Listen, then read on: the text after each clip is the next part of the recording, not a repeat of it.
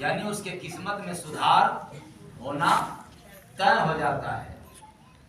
तब जो इस दरिया में जाकर के स्नान करता है, निमज्जन करता है, तो दरिया कौन?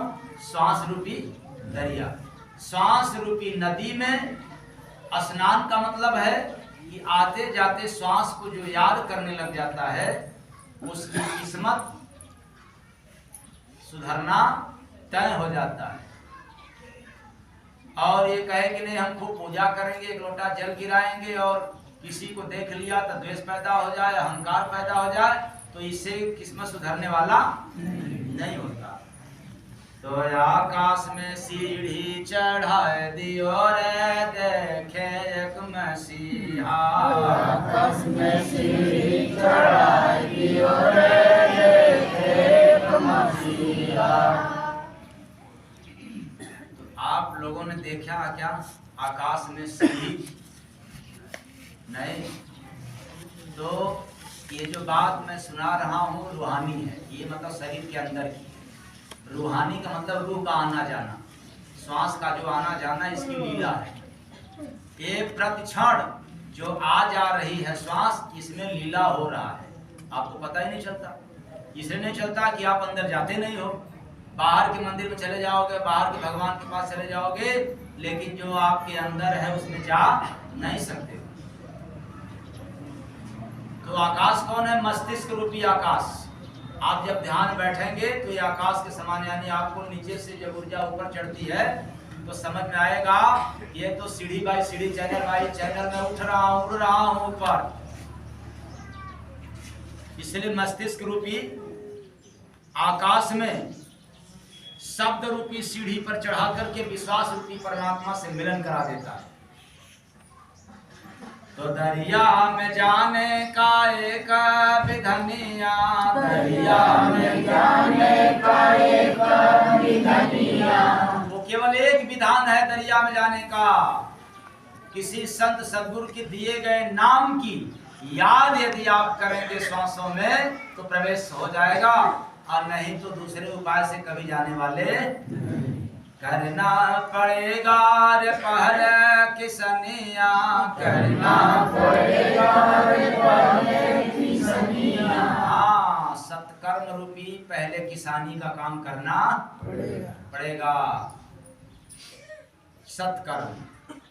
तो खेतवा में हीरा जमाए दियो रे, कौन देखेगा? खेतवा में हीरा जमाए दियो रे देखे मसीहा। ये तो समझ में नहीं आ रहा है। खेत में हीरा भी जमता है, होता है क्या? लेकिन इसको देखने वाला कौन है? संत नहीं। संतों में शिरोमणि जो होता है वही देखता है, सारे साधु थोड़ा देखते हैं। तो गड़बड़ हो गया। सभी के नसीब में नहीं है वैसे जैसे इंसान है, लेकिन किसी के अंगुली में पीतल की अंगूठी, तो किसी के अंगुली में सोने की, तो किसी के चांदी की, तो किसी के हीरे की। मतलब सबके नसीब में। वैसे अब सारे साधु को वो मिल जाए तब तो गड़बड़ हो जाएगा। अंधा गुरु बहिरा चेला मांगे गुड़ थमावे। तो हृदय रूपी खेत में आत्मज्ञान रूपी हीरा, ज्ञान नहीं जो कहीं से लिखा पढ़े मिल जाए, वह जो कहीं लिखने पढ़ने में भी मिलने वाला नहीं है, वैसा अनमोल अद्भुत आत्मज्ञान रूपी हीरा और विवेक रूपी अंकुर जमा देता है संतों में जो मसीहा। बोलिए सतगुरु भगवान की जय। दरिया में डूबा सो जाना फरजिया, दरिया में डूबा सो जाना फरजिया।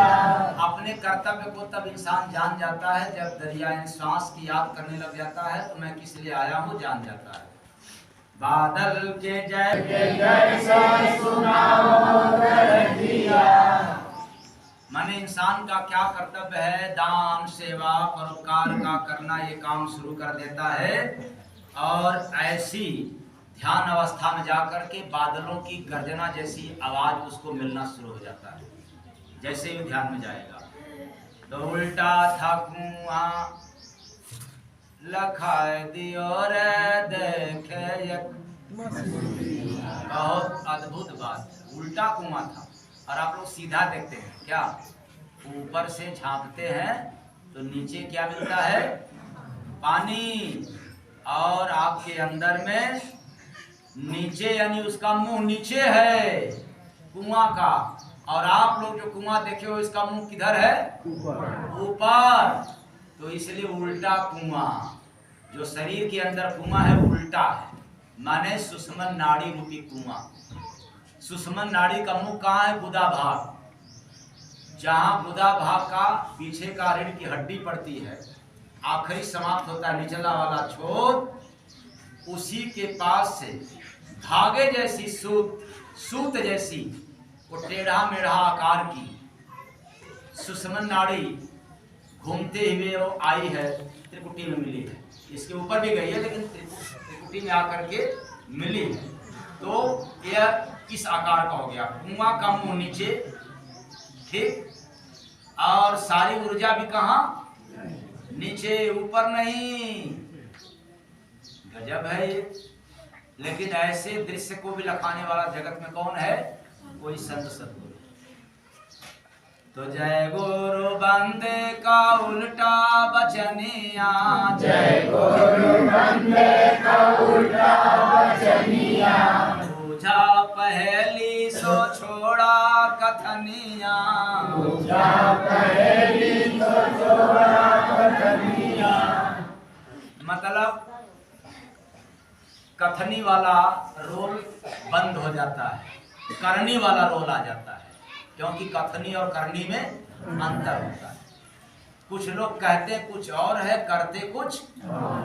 तो अब क्या हो जाएगा, जब यह भेद समझ आ जाएगा तो अब कहेंगे वही जो करना है, या जो करेंगे वही कहेंगे, अंतर हो जाता है।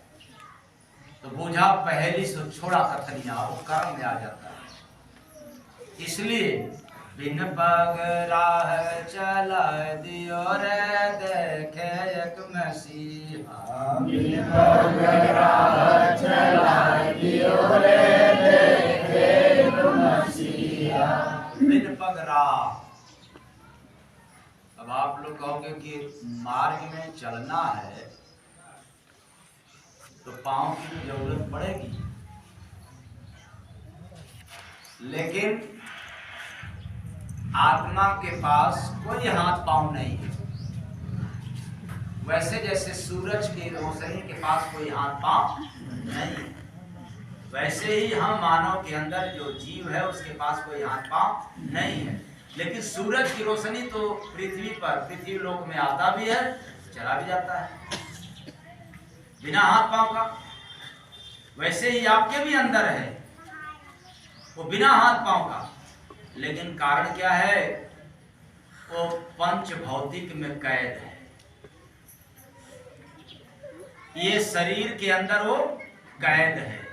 वैसे जैसे लालटेन जलता हो और पर्दा उस पर लपेट दिया जाए, रोशनी तो है लेकिन अंदर है, पैक है। उसी तरह से हम लोगों के अंदर वो परमात्मा की आत्मा है, वो परमात्मा की अमानत है, लेकिन बंद है, पैक है। जब कोई सदगुरु में मसीहा मिलता है तब क्या करता है, बिन पग राह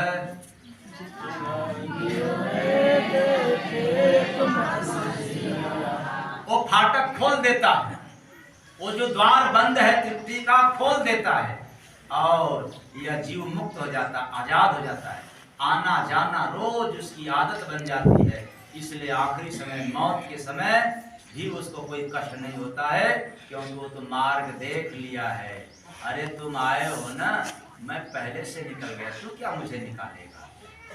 मैं तो पहले छोड़